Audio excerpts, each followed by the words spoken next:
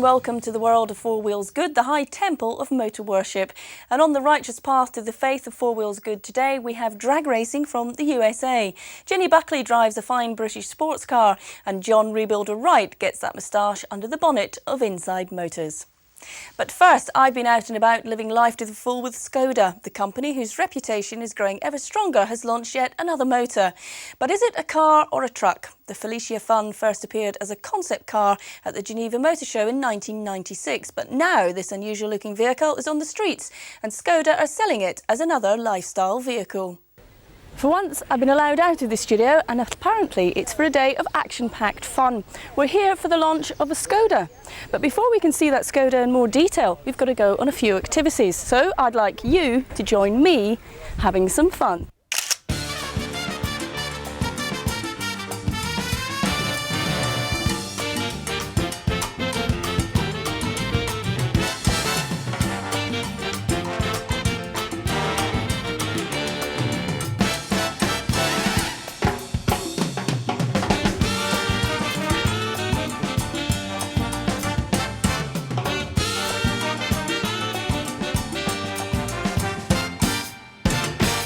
We wanted to show the vehicle in a lifestyle imagery where, we had a lot of activities to take part in. We had some powerboats, we had some helicopters, and we had some mountain bikes.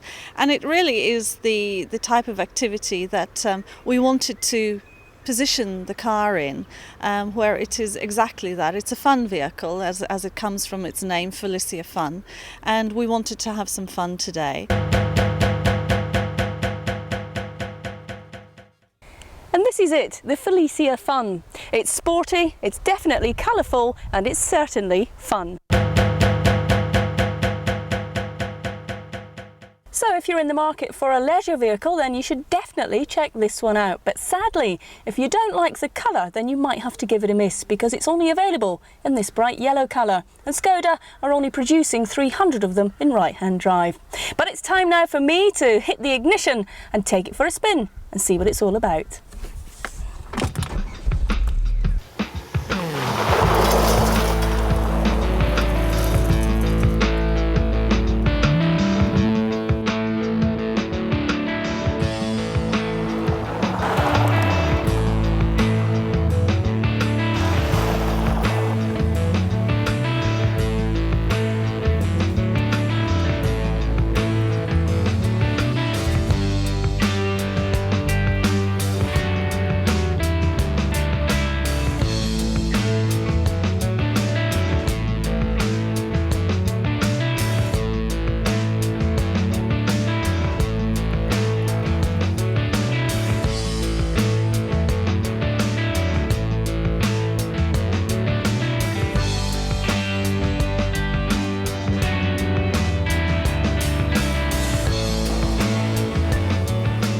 It's a complete new lineup of Skoda products. It's a brand that has been revitalized over the past few years with a lot of investment from Volkswagen, a brand new factory in the Czech Republic, which is one of the most modern in the world. So it really is a complete makeover for Skoda. The Felicia Fun is a unique vehicle. It's been designed to offer a flexible transport solution to combine leisure pursuits with the more practical need to carry additional people, as well as transforming into a fully fledged pickup truck. But with the pull of a handle, the real fun begins. The rear wall of the cab falls outwards, revealing 2 additional passenger seats. The rear seat passengers get to ride cabrio style in comfort and safety, protected by 3-point seat belts, a roll bar and headrests, while the driver and front passenger are protected from the elements in the cab. The Felicia Fun's interior is also original. The trim is in a jazzy yellow leather and grey upholstery. The steering wheel, gear shift and sun visors are also all covered in yellow leather and are complemented by the bright yellow instrument dial set in the light grey dashboard. The cut pile carpets are also grey. The front passenger seat slides and folds forward for easy access to the storage area behind the front seats and allows passengers access to the rear seats. A driver's airbag, power steering and radio cassette are standard. The Felicia Fun gets its sporty driving feel from its 1.6 litre MPI Volkswagen Group petrol engine linked to a 5-speed gearbox. This engine has a 75 brake horsepower output and gives the Felicia Fun a 0 to 62 miles per hour acceleration time of 12.5 seconds and a top speed of 100 miles per hour. Average fuel consumption at 56 miles per hour is 46.3 miles per gallon.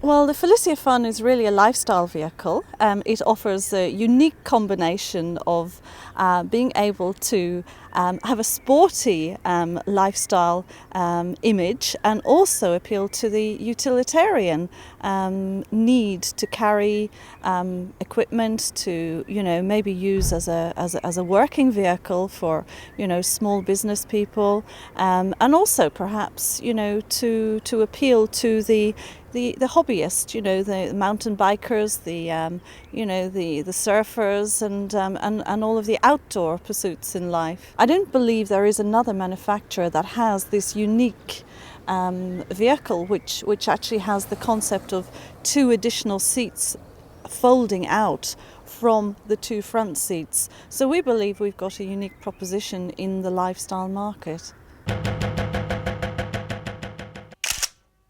Skoda's Felicia Fun there, and we really did have great fun with it.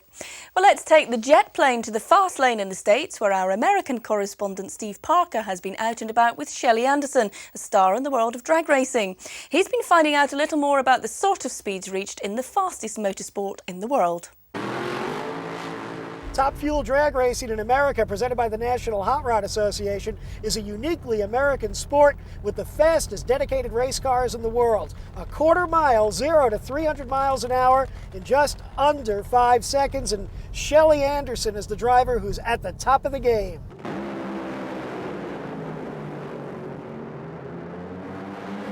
What does it feel like to drive the car? What is the acceleration like? And do you think you'd ever get tired of it?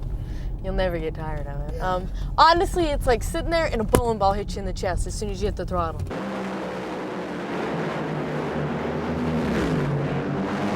Makes just over 6,000 horsepower. Goes 0 to 100 in under 1 second. Pulls 5.5 Gs, which is more than the space shuttle. Burns 13 gallons of nitro on a quarter of a mile run.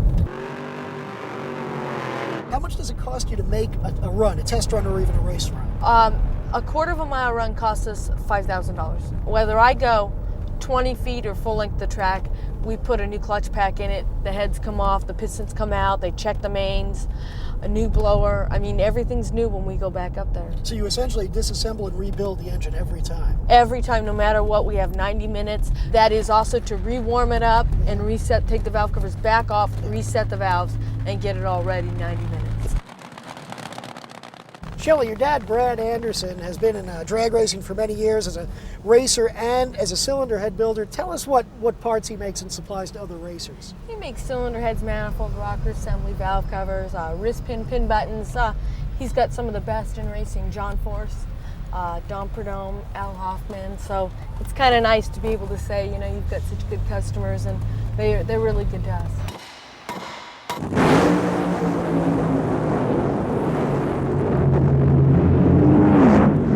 Had your father raced in his past, or was he strictly an engine builder? 3-time world champion, alcohol funny car. I worked on his engines, and Dad made me go to college and graduate before I ever drove. Mm-hmm. He wanted me to find something else to do. I was fine working on engines, but he didn't want me to drive. Talking about women in drag racing, is there something about drag racing people and drag racing culture that's made it easier for women to get involved as drivers? No, I don't know. I've seen women come and go in drag racing. I think if you come because you're a girl to drag racing, girls come and go. If you come because you're a racer, there's room for you. Shelley, you had that bad crash at Pomona. Did that slow you down at all after the crash? That was no big deal, actually. We won the race, we got the points, and the rest, who cared? I mean, we were just so happy to win the race. First race of the year, come out with a win, and it was exciting. And the crash actually and the fire was better for my sponsors. They got more newspaper time, more TV time, and it worked out great. Now, I noticed there's a beautiful red Corvette in the shop, and that's your dad's car. He says he doesn't let you drive that car. My dad doesn't let me drive any of his cars. I've crashed 3 of my dad's cars, mom and dad's cars, in head-on car crashes. One was a drunk driver. one jumped over the center divider and landed on me when I was running for my dad's business. That one hurt. Yeah. That one I had a couple of surgeries from. And then I had a third one when I finally got to go back to work. Going down the road, truck coming this way, no other cars around, and when he got in front of me, he turned right in front of me. And they've all been other people's faults, but Dad's not real happy.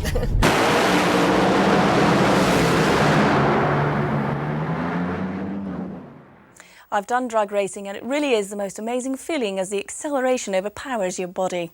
Well, that's the end of part one, but join us after the break when Ginny Buckley will be taking a new British sports car out to put it through its paces, and John Wright will be getting ever closer to the day when he'll be able to get his motor running. See you then.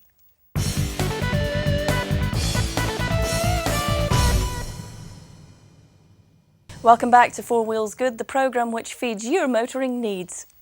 The glorious days of the British sports car manufacturers are considered by some to be over, but Ginny Buckley, undaunted by this, has been test driving the Noble M10, a car from a young company that have started in much the same way as Lotus did. You seem to wake up in the morning and you've got this idea for a car that nobody's ever done before. It's going to be slightly different, and I don't know why. It just happens. It's like, it's unexplainable because you've got this passion to do this thing. And you can't sleep, you can't do anything until you've done it. It's just incredibly silly. This is the Noble M10, and in a world that's full of shades of grey, this is Technicolor, and I'm off to have some fun.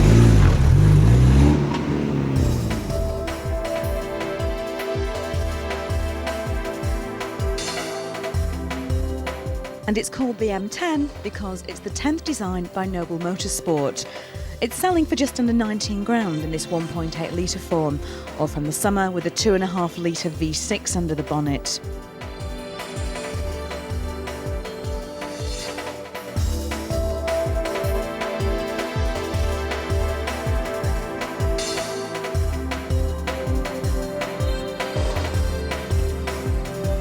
The M10 is definitely not a shrinking violet.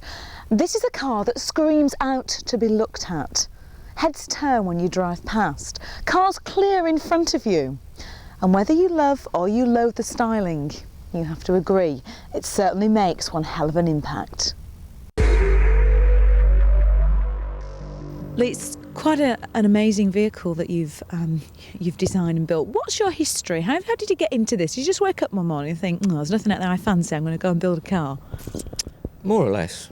I was racing at the time, Lotuses, and came to the end of the line racing Lotuses, thought, got to do something, I could do something better. So we started designing our own cars, which went on to win lots of races, and this is where we've ended up, really. It's just a natural progression, you know. So is there much of the racing experience that you've got in this vehicle? Yeah, quite a lot. I mean, this is why it makes the chassis so good, this is what makes it handle so well. It's just experience from racetrack, yeah. And it's that racing heritage that really shines through once you get behind the wheel of the M10. It's a bit like being in a mini Le Mans car. It doesn't quite have the raw power that you'd need to get through 24 hours on the circuit, but it can still pack a real punch. And just like a Le Mans car, it needs to be handled with a great deal of respect. The steering, however, is light and very, very responsive, and you really feel involved in the whole driving experience. Who's going to buy it? Is this a kind of boy racer? You know, those guys that used to soup up their escorts and tinker with the engines, now they're grown up and they've got a bit of money. Are they the kind of people that this will appeal to, do you think? It's quite possible. Most of them are solicitors and bank managers now, and they get bored, they want something for the weekends for fun. Yeah, get back to driving experience. It seems to be the major sort of people that want the car, yeah. What do you think the difference is between the specialist car market that you're involved in and, you know, the big manufacturers? What are the main points there? We build cars we want to build. They build cars to suit a mass market. You know, we just build what we want to build, and if people like it, great. If they don't, we change the car. We make a different one. It's that simple, really. Once you get inside the cabin on a vehicle like this, it's the interior that normally lets it down. But the M10 really stands out as being something quite special. It's extremely well trimmed, done to a very high standard, yet it hasn't lost any of the rawness that is the whole appeal of this vehicle. There's plenty of space inside and the seats are very comfortable. But one thing that they are going to have to change on the production vehicles is how far forward the seat can go. Because I'm 5'4" and I can hardly touch the pedals. What do you reckon the M10 is? Would you say it's a kit car, or is it, in your view, a fledgling production vehicle? You know, where do you position it? I think really it's going to be more towards a production car, although you will have the option to buy it and build it at home. Most of the people that have inquired about the car so far want a finished car. There's not really a lot of interesting kits. This is the prototype vehicle, we've got to make that clear. So what will be different in the production vehicles?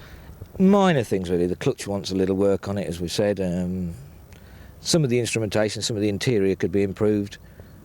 And I think by the time the next car comes along, it will be a lot nicer car to drive. I think we'll just change little details that make it a little bit more to suit the lady, you know. Now, Mr. Noble, I can't understand why you want to conform, but please don't make the production vehicles too refined. The essence of this car is its rawness. It's just perfect for those wannabe racers who love the sounds and the smells of motorsport. If you had a misspent youth and spent hours tinkering with your Escort, souping up the engine, and now you've grown up just a little, this is the car for you.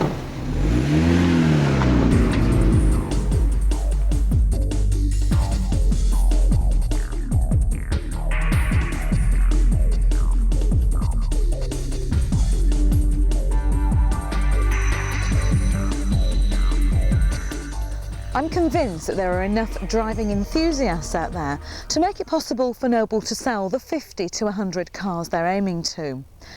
The only problem I can see the M10 facing is that maybe people haven't heard of the Noble brand before. Well, you have now. A car and a company to watch out for in the future. Well, whip up a whoop and whip up a cheer. It's time to enjoy the mechanical gear of the finest mechanic on TV. That's right, it's John Fix It Right, and he's back inside Motors.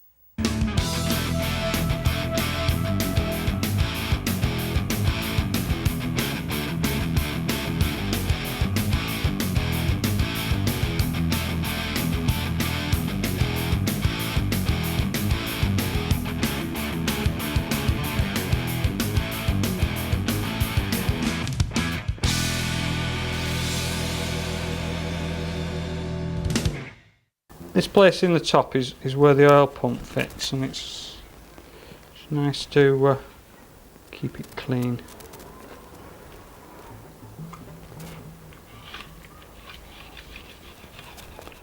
Right, now we can start building. Now we've cleaned all the oil ways, we can start building. First job with this engine is to refit the camshaft, and then we can put it onto the engine stand. Okay, lots of oil into the new cam bearing shells. You just squirt that on there. And fit the camshaft nice and neatly through. Might be slightly tight in its new. That's fine. Right, the next job we've got to do is fit the oil pump that goes into there. So you want to check the block on its side. Right, let's get the new oil pump.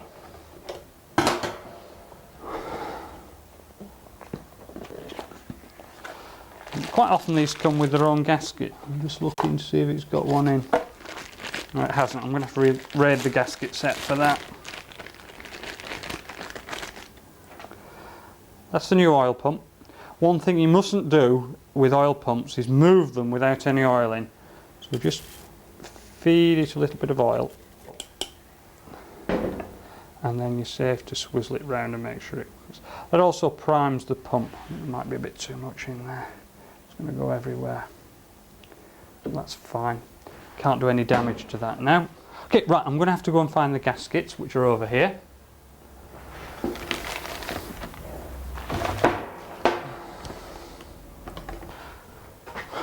Right, that's the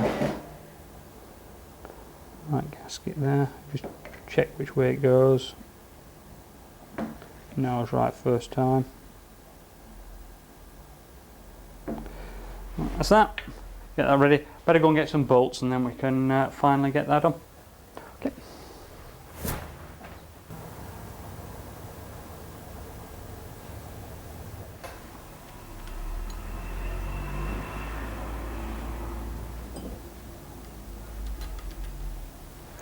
Right. See if we can just get this. Oh, that's.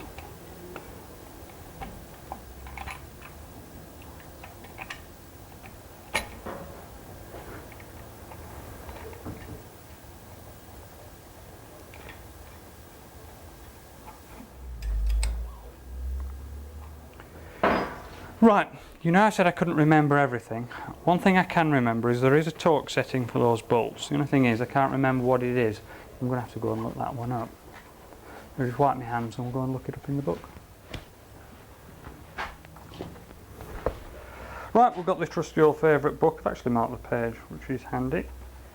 Right, just look it up. Torque range settings, cylinder heads, planes, connecting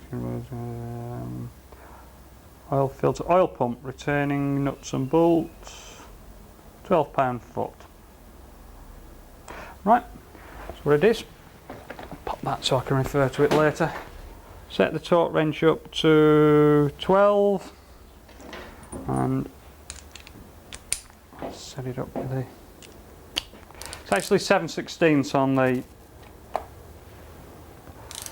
A series engine, but I haven't got an imperial set for me 3/8 drive, so I'm using an 11mm, which is about the same.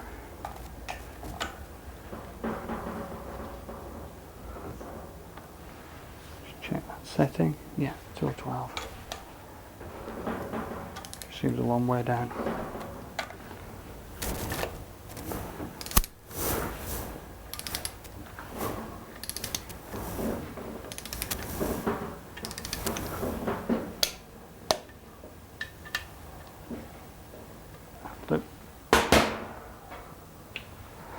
Just fold these little tails over. That's that one done.